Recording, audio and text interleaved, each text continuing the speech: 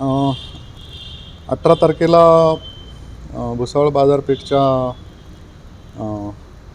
हद्दीत जो आता प्रकार झाला त्याच्या बाबतीतली पार्श्वभूमी आहे 18 तारखेची.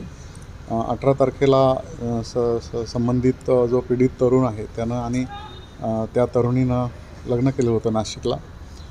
दोघंही मेजर आहेत, 18 वर्षाच्या पुढचे आहेत, एकाच समाजाचे आहेत.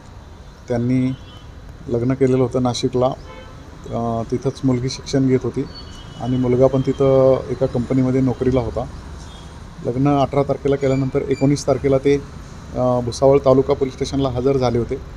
हजर झाल्यानंतर त्यांनी तिथं डिक्लेरेशन दिलं होतं की आम्ही लग्न केलेलं आहे, आम्ही सज्ञान आहोत. आणि त्यानंतर पोलीस स्टेशनवरून संबंधित मुलीच्या कुटुंबियांना कळवण्यात आलेलं होतं की असं मुलीनं लग्न केलेलं आहे. त्यावेळेस त्यांनी आपल्याला पोलीस स्टेशनला कळवलं की आमच्या काय लुकआउट नाही, त्याला करायचं ते त्यांनी करू दे. ते झाल्यानंतर मुलगाच्या मामा राहतात भुसावळमध्ये, त्याच्या घरी 19 तारखेला ते मुक्कामी गेलेले होते, दोघंजण, मुलगा आणि मुलगी. 20 तारखेला सकाळी 11:30च्या दरम्यान ते मुलाच्या मामाच्या घरी संबंधित मुलगी आहे त्या मुलीची मावशी, तिच्या मावशीचे हजबंड, त्याचा मुलगा आणि इतर नातेवाईक आलेले होते आणि त्यांना मुलीशी बोलायचं आहे म्हणून त्यांनी सांगितलं. मुलीशी बोलायचं आहे म्हटल्यानंतर तो बोलवून घेऊन येतो म्हटला वरून, असं मामाने सांगितलं.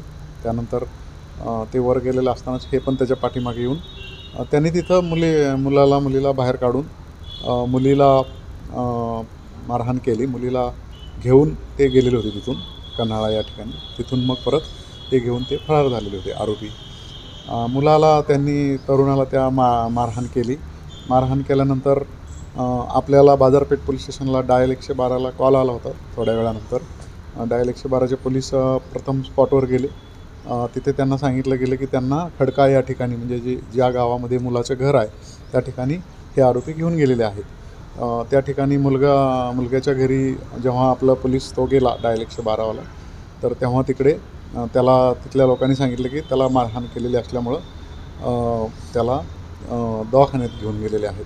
मग हे सगळं समजल्यानंतर हॉस्पिटलमध्ये पण आपण चौकशी केली होती, तर ते कंप्लेंट द्यायला पोलीस स्टेशनला येतो म्हणून त्यांनी सांगितलं. त्यानंतर आपल्याला बाजारपेठ पोलीस स्टेशनला हे समजलं होतं की त्याला कपडे काढून मारहाण केलेली आहे. त्यानंतर मग त्या खडकात गावातले आणि इतर ऑन द वे जे CCTV आहेत ते फुटेज आपण चेक केले, तर त्याच्यामध्ये ही घटना आपल्याला आढळून आली होती.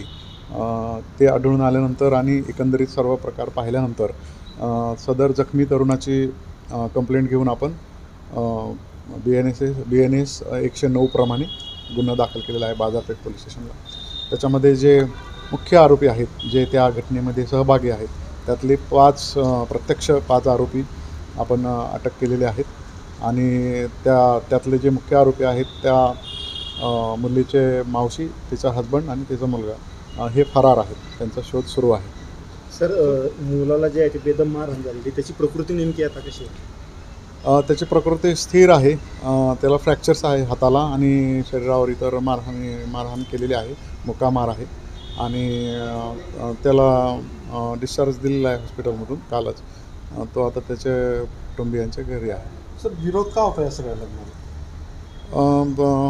त्याच्यामध्ये प्रत्यक्ष जे मारहाण केलेले आहेत त्याचे मावशी आणि त्याचे हजबंड, ते मिळाल्यानंतरच आपल्याला समजेल की मुख्य त्यांचं मारण्याचं कारण काय आहे. कारण मुलीची जी आई आहे तर ती घटनास्थळी कुठेही नव्हती, ती तिच्या घरीच होती. त्यांच्याकडे चौकशी केली असताना ते आम्हाला कुठलंही कारण तपासामध्ये सांगत नाहीत. परंतु मुलीची मावशी आणि ते जे हजबंड आहेत ते मिळाल्यानंतरच खरं कारण आपल्याला त्या घटनेचं कळू शकेल. सर, यांचं नाव काय, जे ज्याला मारहाण झाली त्याचं? चेतन जंगले म्हणून हा तरुण आहे ज्याला मारहाण झाली. आणि ज्यांनी मारहाण केलेले आहे ते एक पूनम उर्फ रुपाली पाटील आहे, त्यांचे हजबंड आहेत आणि मुलगा आहे आणि इतर त्यांचे नातेवाईक आहेत. प्रेमविवाह केला म्हणून हा खरा विरोध होता? प्रेमविवाह केला म्हणून मारहाण केलेली आहे हे तर प्रथमदर्शनी स्पष्ट आहे. परंतु इतर कुठली कारणं आहेत का ते तपासामध्ये आपल्याला लक्षात येईल. सर, आता गावात नेमकी शांतता आहे, काय होतं? ह्याच्यामध्ये पहिल्यापासूनच कोणताही कायदा सुव्यवस्थेचा प्रश्न नव्हता. हे दोन कुटुंबियांमधील वाद असल्यामुळे इतर कुणीही नागरिकांनी त्याच्यामध्ये भाग घेतलेला नाही. त्याच्यामुळं कोणताही तसा प्रश्न नाही.